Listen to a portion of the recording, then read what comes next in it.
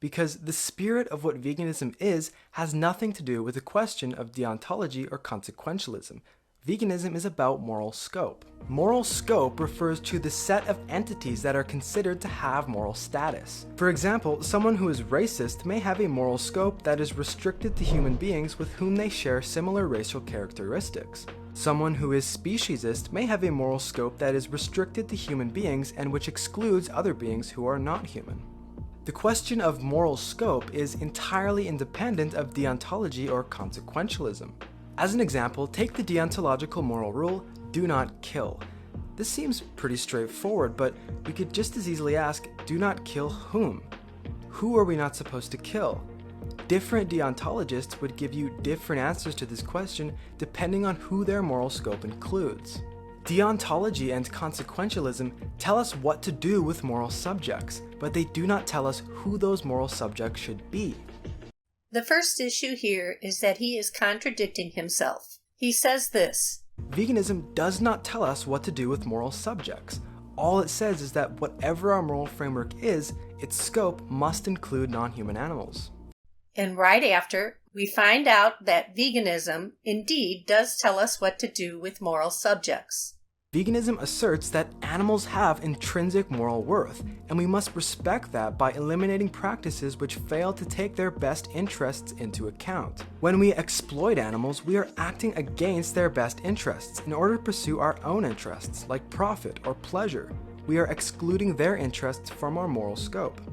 He says that veganism, a moral scope which must include animals, asserts that animals have intrinsic moral worth and that their interest must be considered.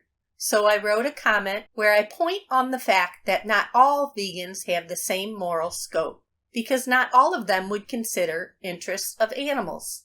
But for some reason, he thinks that vegans killing an innocent animal to eat it in order not to starve would not go against the interests of animals. That's weird considering this. When we exploit animals, we are acting against their best interests in order to pursue our own interests, like profit or pleasure. We are excluding their interests from our moral scope. In the case of animal farming, we are completely erasing their most existential interests, the desire to continue existence, the desire to not be tortured, the desire for autonomy.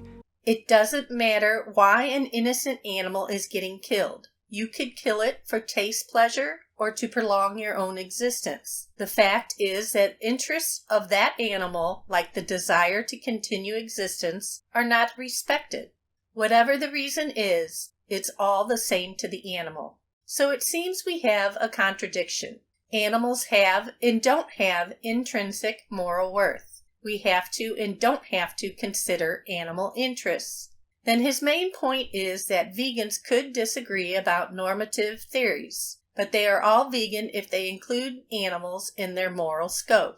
The issue is that ethical theories could contradict each other about what's vegan and what's not vegan. And lastly, I don't know if he made a mistake here or if he didn't think it through, but if I grant moral consideration to the interest of animals, but I value things like taste pleasure so high that I would kill animals for it, would that still make me vegan? I guess so, if that's more important to me than animal life, like in the example.